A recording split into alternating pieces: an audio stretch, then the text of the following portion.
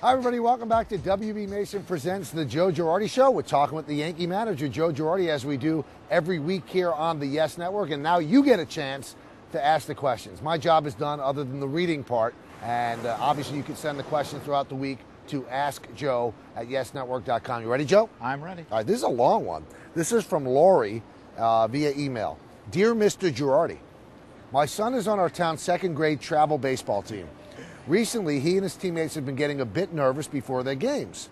I told my son that I was sure that even major leaguers sometimes may get nervous before a game. Could you please confirm if this is true? And if so, could you share any tips for these young players on how to deal with these pregame butterflies?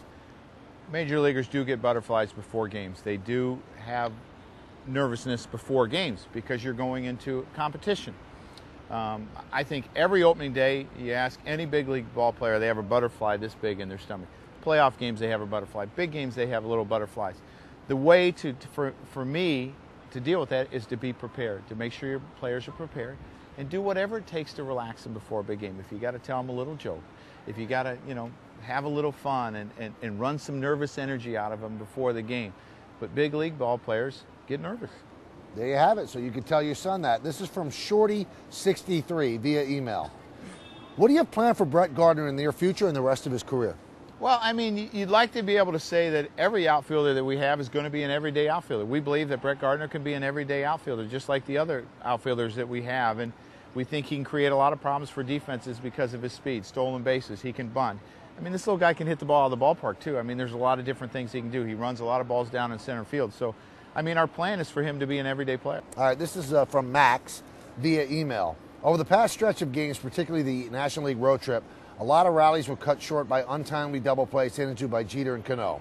When these guys come back into the dugout after killing a rally with a DP, what do you say to them or think to yourself, especially because you can't really fault Jeter because he's usually so consistent and Robbie is usually making good contact when he grounds into them? It's part of the game. I mean, you can't go and chew them out for hitting a ball in a double play. It's part of the game. You try to stay out of double plays, but sometimes it's going to happen. Sometimes you're going to go through streaks where you hit more than others. I mean, you might go 5 days without hitting in a double play. You just try to continue to encourage them, talk to them about situations, talk to them about pitches that they hit, and it's just part of the game. This is from Gennaro via email. Kevin Long said in 2007 that he was working with A-Rod to get his front foot down quicker and to hit and drive the ball to right center. Alex was very successful then. Is he still trying to do that? It looks like he's trying to pull everything, and the leg kick seems high. I would disagree with that. I mean, he's hit a couple homers to right field lately. He's hit one to center. I don't think so. I mean, I think when he was struggling, he was reaching for the ball, and that's why it looked like he was trying to pull everything. But he's not trying to pull everything.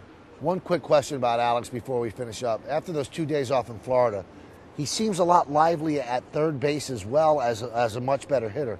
Joe, can 2 days mean that much, or was it a mental break? I think it was 3 out of 4 that probably meant a lot. Really? And I think it was both because he was struggling, and it just gave him some time to slow things down and work on things.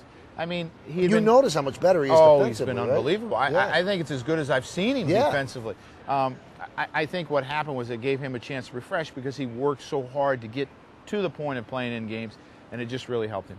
Joe, thanks a lot. Do you think the show's better when you guys win a lot? I do. I know the questions are a lot easier. That's Joe Girardi. I'm Michael Kay. You've been watching WB Mason Presents the Joe Girardi Show. Every Sunday is a premiere edition. You want to tune in for that. And also throughout the week, you can ask us questions. Really, Joe, you could ask questions. And you send them to askjoe at yesnetwork.com. For Joe Girardi, I'm Michael Kay. Have a great week, everybody. And we'll talk to you next week right here on Yes. So long.